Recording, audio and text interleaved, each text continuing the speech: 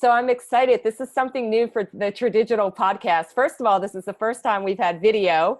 And secondly, you're going to notice that my co-host, Miss Sharon Newt, is not with me today because we have decided to have some guests on for the next couple of weeks while she takes her hiatus, which again lends itself to why we have video because as you know, talking about on our podcast, Sharon refuses to be on video. So my next guest, my first guest, Mr. Josh Elledge, is very video friendly. And he is also a U.S. Navy veteran who launched Up My Influence to help entrepreneurs attract the perfect audiences and grow their brands without the crazy costs associated with traditional PR companies. And that is something Sharon has been adamant about from the beginning. So I brought Josh on today to actually talk about LinkedIn because he is a LinkedIn aficionado. And I know that you guys have been super interested in our LinkedIn shows in the past. So without further ado, Mr. Josh Elledge, thank you so much for coming on our podcast. Yeah. Stephanie, thank you so much. And full disclosure, you and I have been friends for quite some time too. So I'm not only am I, do I have some expertise in these areas, but it's an honor to be able to guest host. And thank you so much, Sharon, for keeping the seat warm for me. I can still feel it. Yeah, feel your warmth, but I'm ready to go. Yeah, and I was really interested, again, talking to you because you and Sharon are very much in alignment with, your cost for your business do not have to be outrageous, whether that's PR, whether that's marketing. There's a lot of stuff, especially when you're just starting out, that you can do as an entrepreneur, as a small business. And we really like to empower people with that information. And one of the great tools that you and I both use a lot that is free is LinkedIn. Yeah, for sure. Yeah. And just a little bit of groundwork too, just in terms of my experience in PR, is that we've done well over $6 million in revenue. I've spent less than $500 in advertising. We just don't advertise. I believe, kind of like the founder of Geek Squad said, advertising is the tax you pay for being unremarkable. And so if you wake up in the morning and your first thought is, who am I going to sell to today? That's a tough way to do business. If, on the other hand, you say, you know what, I'm just going to go and give value to audiences. I'm just going to give freely without any consideration about what they are going to give me. Audiences are going to feel that generosity. They're going to feel that love, and they're going to be naturally attracted to what you have to offer. And I know it sounds risky. It sounds scary to marketers, but I promise you it's more of a long game. It's definitely more farming than it is hunting and gathering, but it's absolutely works. As you mentioned today, I mean, this is essentially what we teach. And so, getting into what does this have to do with LinkedIn? What does PR have to do with LinkedIn? Well, here's the reality. So I've been a syndicated newspaper columnist now for 9.5 years. When I am potentially going to be quoting an expert, I am going to do a very little bit of vetting just because I want to make sure that I'm not quoting a dingbat or something. So at the very least, I am going to do a quick Google search for them. And generally, if you Google my name, for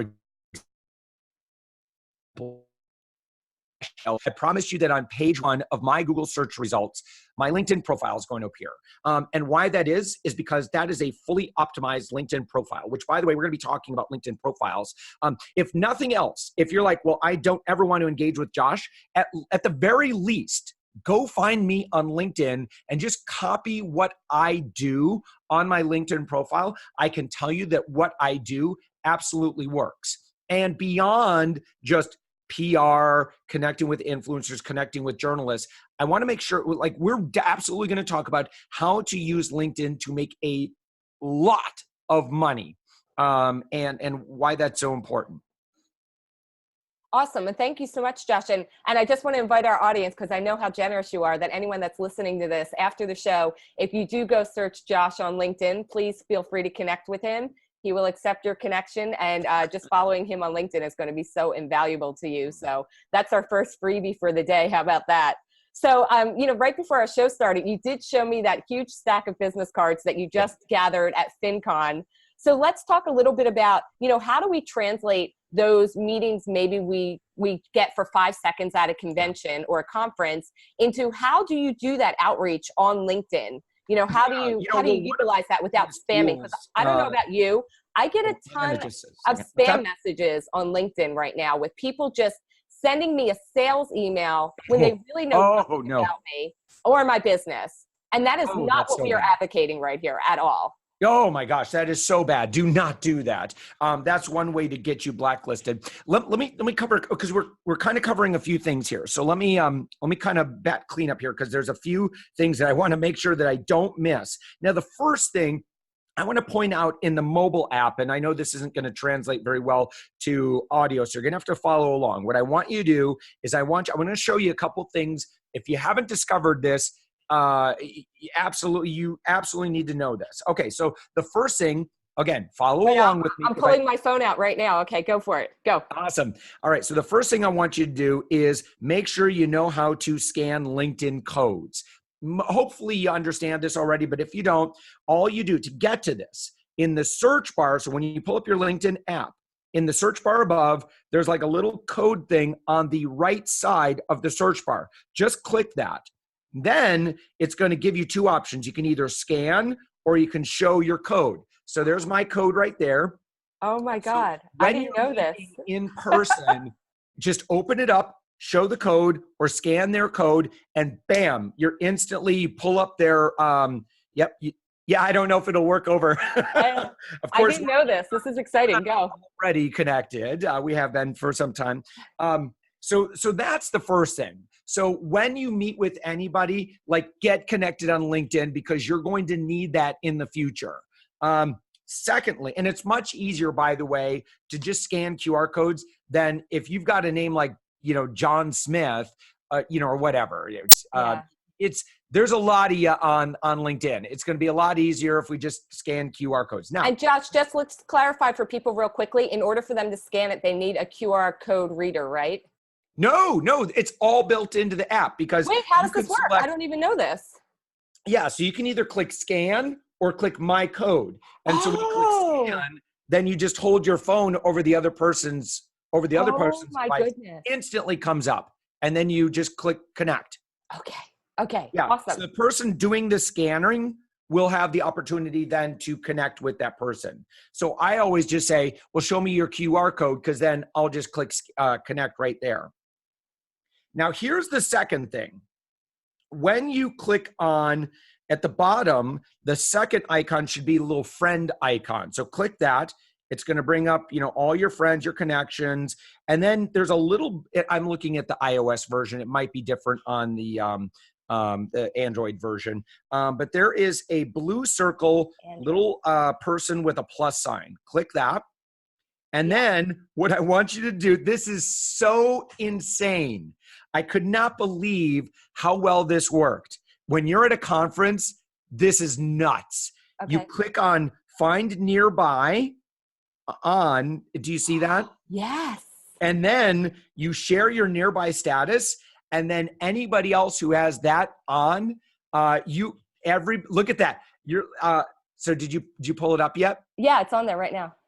Oh, okay. So it should show you something like that. I'll be able to see on mine. So it says, in my case, there's nobody who has the QR, but what it'll do, like if you're sitting in a conference and you're surrounded by audience, that thing is going to populate with dozens, if not hundreds of people, everybody who's at the conference with you. So then you just go click, just start connecting to everybody. Like, hey, noticed you were at FinCon. Hey, noticed you were at, MIC, 2 conferences I was just at. This really is so amazing. Yeah. That's incredible. I did not know that. I had no idea about that feature. And, once again, these social tools are kind of morphing and evolving so quickly. Sometimes they put these things in and then people don't know how to use them. So thank you so much for that tip. That is a great bonus, because I know a lot of the people that are in our audience do go to a lot of the conventions and expos. Yeah. So guys, write that one down to make sure you turn on that find nearby when you're in that setting. Like, I'm in my home office. I don't really need it on at this point, but yeah. That's incredible. Thank you, Josh. Yeah, it is. It is like magic. It's really is like a new level of sorcery. Yes, it absolutely is.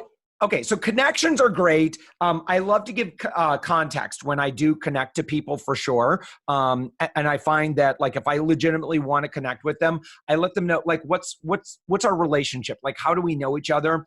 And so that, that's going to really, really help, people say, oh yeah, we should connect. Now, Why do you want to connect? Well, particularly if you do business with, especially like B2B, man, LinkedIn, there is nothing on the planet that works as well. And like if you're an agency owner and you are not maxing out everything that LinkedIn allows you to do, you are losing so much money. There's no reason. Stephanie, I could just tell you very bluntly that as an agency platform, I mean, we do pretty well. Our income just from, I'm going to teach a strategy on this conversation. In the past, I'd say month and a half, we have increased our income by 45%. I mean, just in the past month and a half. So it's been that significant. Now, I will also say that what I'm about to teach you, I'm very, very busy. So I'm doing between 20 to 25 sales calls every single week. And these are with new people. And again, you're probably thinking, how on earth does he get that? Oh, I'm going to tell you. So grab your notebook because I'm going to go through this. And I don't think I've really ever explained this in detail online. And so this is, you're getting an exclusive, Stephanie. I haven't even told my own audience in detail what I do. All right. So the thing is, like, I'm very much a fan of Bob Burg, the Go-Giver, and that philosophy, where if you want to connect with someone, and especially if you're like, I would love to do business with this person, I'd love for them to buy my services, which, a lot of us are like, we want people to buy our services. We want to grow and scale our business. We want to make good revenue. You cannot just go out there and just start beating people over the head with, this fake nonsense about, you're just putting them into a sales funnel. Download my free white paper. Hey, now let's schedule a 15-minute meeting. It's just so fake. People know exactly what you're doing. So instead, if you truly want to engage in a relationship with someone, you are going to need to really give a lot of value on the front end. And there should be no indication that you are trying to get them to eventually buy your services. It really does need to be all about them, and it needs to be all about everyone. So, well, Josh, let me ask you real quick. What does yeah. that look like content-wise on LinkedIn? When you're saying give value, are you saying that people should be making more posts, writing articles, doing videos? Yes, all of the above. We are providing content on the LinkedIn platform for people to consume and participate in a totally free way. Step one, you need to establish your authority. So what that means to me is that your LinkedIn profile needs to be maxed out. You need to have a great profile picture. You need to be using the cover image, assert your authority, talk about the value you bring people. Why should people connect with you? Make it very, very clear. Give some evidence that you are an authority in your space, in that cover image. Then your bio, your description, like everything needs to support that. What you want to do is you want people who find your profile, you want them to feel like, oh my gosh, the Stephanie Lahart, she is an absolute rock star in this space. Like, I'm really honored that she's even connecting with me. And you can, if you really know how to max out your profile, you can do this. I mean, again, check out what I do. I leverage all my authority. The fact that I speak at a lot of conferences, you're going to see all of that evidence there in my LinkedIn profile. So that's important, because when you get an inbound message and you're like, well, who is this? And then you look at it, and then the profile image, they're not even using their cover image. It's still like the little blue background, little lines and circles and stuff. It's like, okay, they're probably not real serious about, what they do and who they serve. So gotta get that done. And I want to advise everyone, definitely. You're going to be judged on that. Yeah, take a look at Josh's profile on LinkedIn, because he does an excellent job of doing exactly what he's advising here. Because I think a lot of people still get stuck in that they look at LinkedIn like, oh, I just post my resume. And we don't do that on LinkedIn. It's not a resume. It's about providing results, like showing people within this position or this job or this business you have, like, what did you provide? What was the result? What can your audience or your potential next customer expect to attain by working with you? It is not merely that kind of bullet point, remember that old bullet point kind of resume we used to do? Yeah. That is not what LinkedIn is for. And I constantly see that. So Yeah, that said, I do like bullet points though, just because, visually, and this is kind of a design, my design brain here, and branding brain, like you want to make sure that it's super easy to digest. So in your intro section, absolutely use bullet points. If it's appropriate, you can even use selectively, like emojis, like little green check boxes, and don't go nuts on smileys and stuff. But you can certainly use some of the graphical elements to help people read it a little easier. So that's important. Otherwise, this is my big philosophy. And that is that over the past 10 years, listen, I've studied and led consumer behavior. People are more skeptical than ever before, and people love doing their research before doing anything, before engaging, before buying, before giving an email address, before scheduling an appointment, all that. Like, we're going to check people out. And so you have to know that in advance. You have to, make sure that because we live in a swipe left, swipe right world, everything you do is to earn a few more seconds of attention. And so if you have a bad profile picture, I'm sorry, but it's listen, this is extremely superficial what I'm talking about, but it's how we all behave. So Josh, we're can we always talk judging. can we talk about real quickly, what does that messaging outreach look like? Because like I mentioned earlier, I am constantly getting a spam email. You can tell it's a copy and paste where they list like kind of all of their business services. They have no idea who I am or why I would need them. Ridiculous. So what do you do personally? I know you're getting all these leads. You have that stack of business cards from FinCon. How do you do that first outreach to people to look fit and valuable and worth their time? Here it is. So your initial outreach needs to be very authentic. It needs to lead with a value opportunity that would be a no-brainer. Now, in my case, we have a podcast and it's called The Thoughtful Entrepreneur.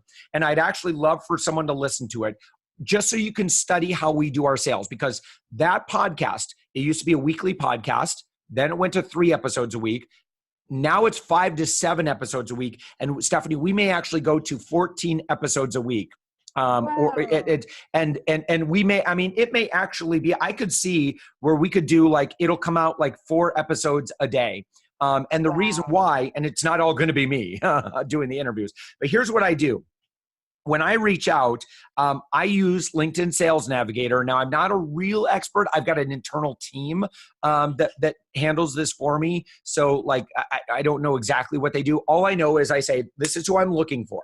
I need business owners, founders, CEOs that look like they're earning 6 figures or more. We'll look at number of employees, just try to figure out if their branding is really good, chances are they're making good money. We want to look for evidence of success. If it looks like there's some sort of success metrics going on, then go ahead and initiate a connection to them and ask them if they would be willing to be a guest on my podcast, The Thoughtful Entrepreneur. And we are also when we do the outreach, I just say, hey, took a look at your profile. You might be a good guest for our podcasts. If you're earning 6 figures or more and you would consider yourself thoughtful in your leadership or scaling or growth or your purpose, let me know. And if so, happy to give you my schedule link and we could chat. Now, I don't give them schedule in that first message, because if you do, it just looks like you're selling and you're just trying to get them into something. You have to probe first. And so you ask a question. And again, that question really needs to be something where ultimately, who am I looking for? Well, I'm looking for people that are in our psychographic profile that they want more significance. They are probably doing okay in business, but they're maybe not getting the recognition that they feel that they deserve. So that's our lead. We know that, so we invest, and I'll share with you the dollars of this because it's going to blow your mind, the ROI on this and how we've worked out the system so we can crank out podcasts so efficiently. And so for us, we're not creating NPR. We're really just, these are 15-minute interviews. So they say, yeah, sure.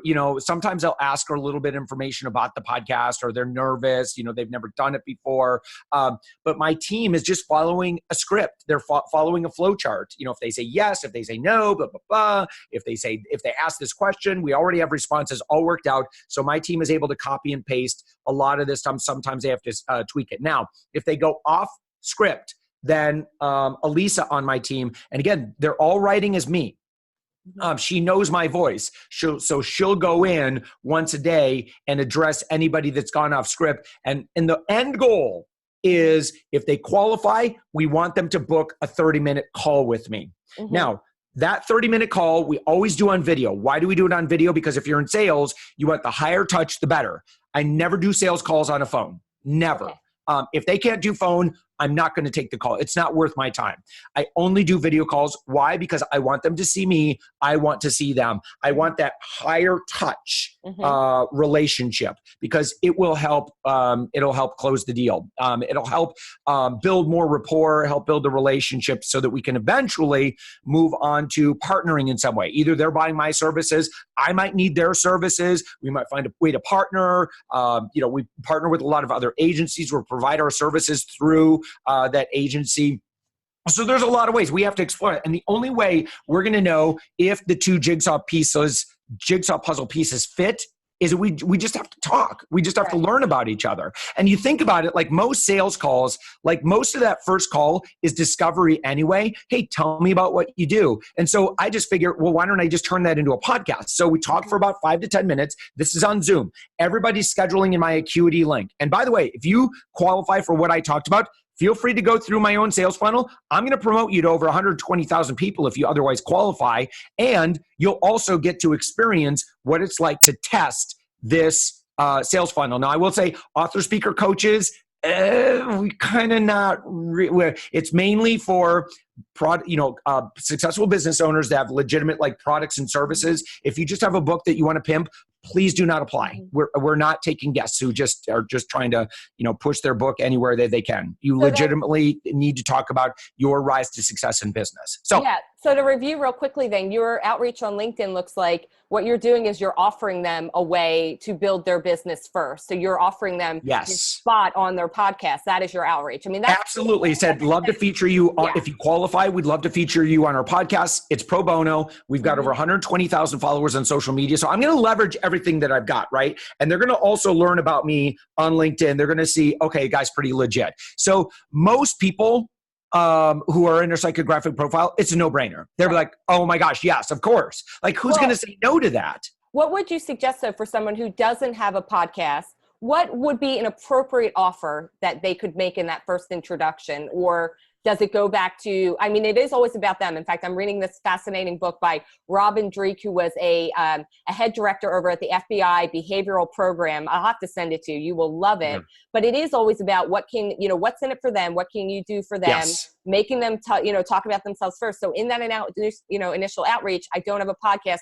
What could I offer this person that would get them to want to engage with me more? A free review of their, if you're a social media strategist, just give them, $200 plus worth of value. Like, and it has to be non-salesy. Just say, listen, one thing, if you do have a social media audience, I was just talking with a new client. And so what she does is she has a huge network of divorcees and so divorced men and women. And so what she'll do is she works with attorneys. The attorneys to be a part of her directory. So what she's offering to do, she has over 80,000 followers on LinkedIn. So if you have if maybe it's Instagram, Facebook, whatever you have to do an assessment of your assets. What do you have now? Visibility is always really good because generally it doesn't cost you a whole lot. Otherwise, if you don't have a big audience, you're going to have to, it's going to be an active service. And I know this from working with influencers. That's one way to get into an inner circle is if you don't have that level of influence, you serve your way in, and then all of a sudden you're able to work with influencers. You're able to, you do nice stuff for them. Like we built a press kit for, some very notable people. We did it free of charge.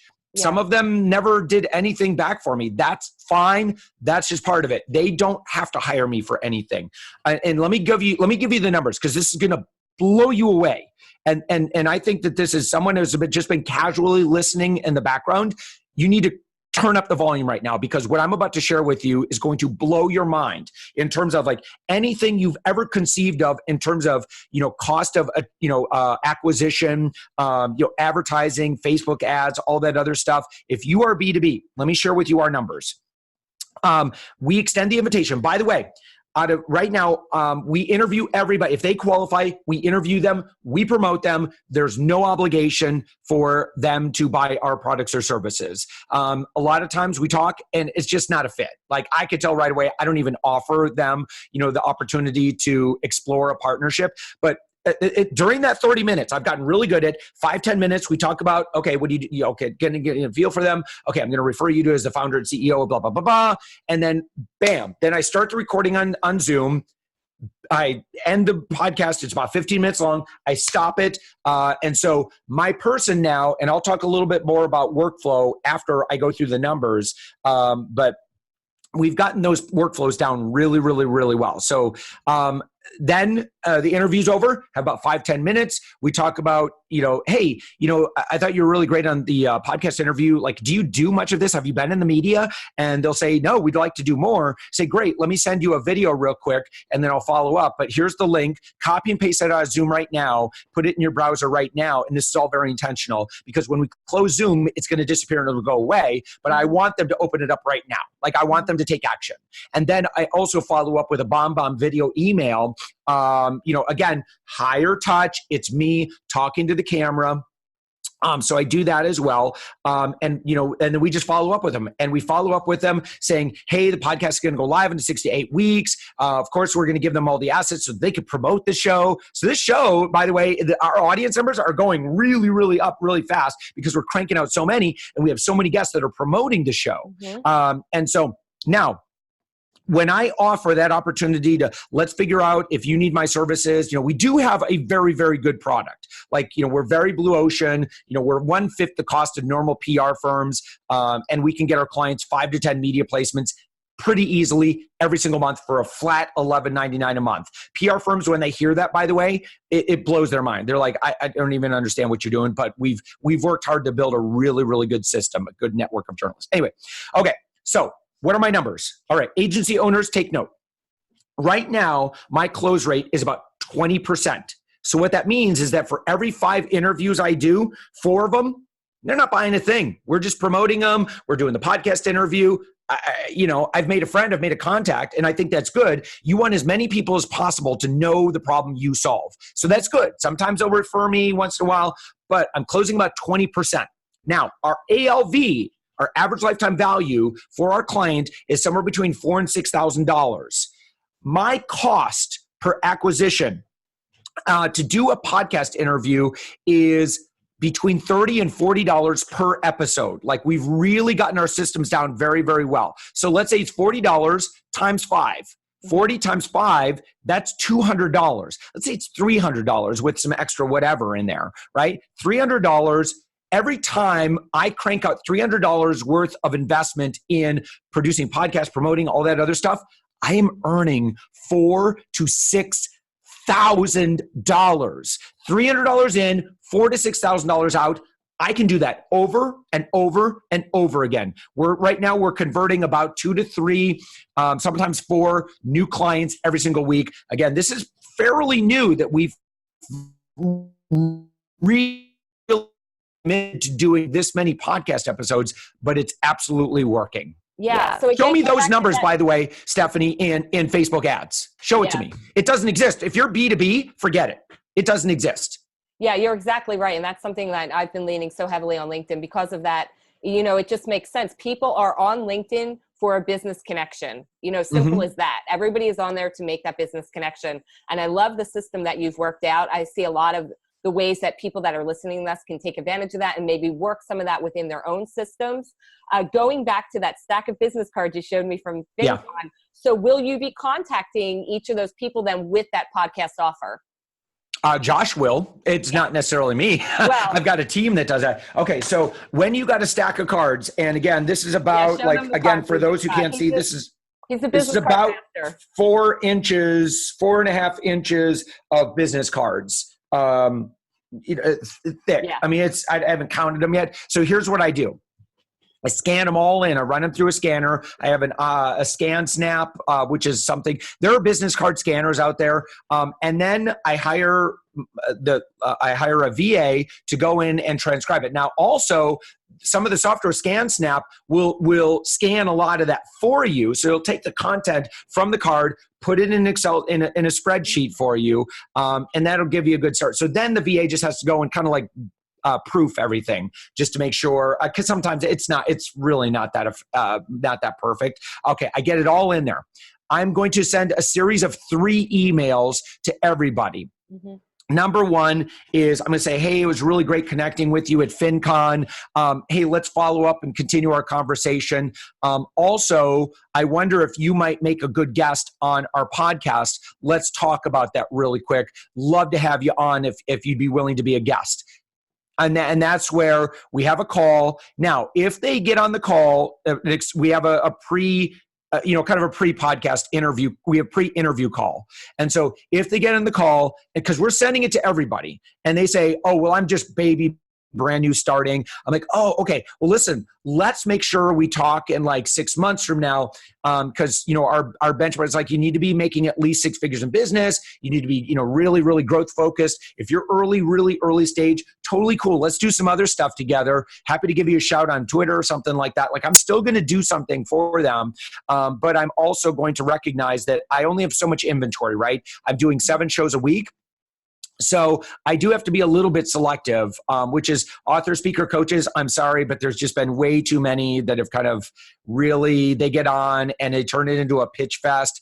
And now we're just really skeptical. And I'll tell you, by the way, journalists are also very, very skeptical of author, speaker, coaches. Right. And I'm sorry, it's just a field where there's too many people that have really messed it up, and that's not fair. But yeah, that's our podcast anyway. Josh, as a past recipient of your Twitter love, and I know the power of what you just simply tweeting out, something about me has done for my business. Can we make that offer to my listeners right now that if they reach out to you on Twitter, that you will retweet them? Because I know you like to do that. I do a lot. Yeah. Yeah. I believe my philosophy with Twitter is just to be a good person, like make other people the star of the show. Like you can go through, like there's some things I'll talk about, like I just had a really nice write-up in Forbes magazine that was really amazing.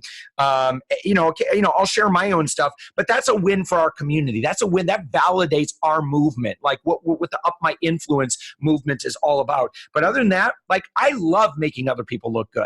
I don't have to worry about being witty, pithy, all that other, it's like my job is just to celebrate other people. I love to do that. And we've got over 80-some thousand followers on Twitter. So I guess it works. Yeah, it does work. So you guys remember, you need to connect with Josh on LinkedIn and also Twitter. He will show you some love. I can attest to it, how much it did for my own following and my own business, that when people saw me in that way, through Josh's eyes, it was like suddenly it was what you talk about all the time, the authority level. So that was major, and I appreciate that. Going back to LinkedIn real quickly, because we have to tie this up. I like to keep these podcasts kind of short, so I know people are actually going to be listening to them. I get a little scared if I see a podcast that's like an hour long. I'm like, I don't have time to do that. Really. But give me one actionable thing after this podcast that people should do on their LinkedIn profile. Oh my gosh. I mean, at the very least, I do have, if you go to upmyinfluence.com/blog. Now, it was about a year ago. I did an article that talked about if you want to become a media celebrity, you need to max out your LinkedIn profile. So I give you a lot of step-by-step. I do a lot of pro bono where I just teach you all the stuff. Listen, after 2,000 media appearances, I've learned a few things. So follow what I teach. You can just totally hack my LinkedIn profile.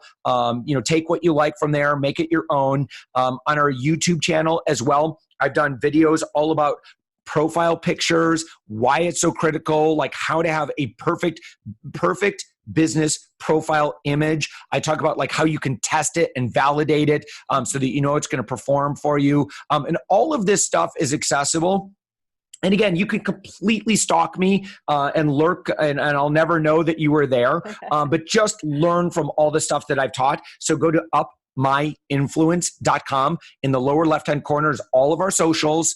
Connect with me on all of them. You have my permission, and just learn from everything that we do. Now, again, if you qualify, you've got, you're doing well in business, let's absolutely connect, and I will promote you to all of my audiences. I'd be happy to do that. If it makes sense for us to do business, we'll figure that out. Happy to explore that. If it doesn't, totally fine. My philosophy is just do more good in the world. And, where you plant your seeds is not necessarily where you will reap your harvest, but we plant seeds anyway. And that's just absolutely part of that go-giver mentality. Right. Josh, once again, you continually blow my mind. Every time I talk to you, I learn something new, and I'm like, you're just amazing. You're just a wealth of information, and you truly practice what you preach. I mean, you are the most giving person I think I've ever met, as not only just, personally, but business-wise. You're always helping me, and I really appreciate that.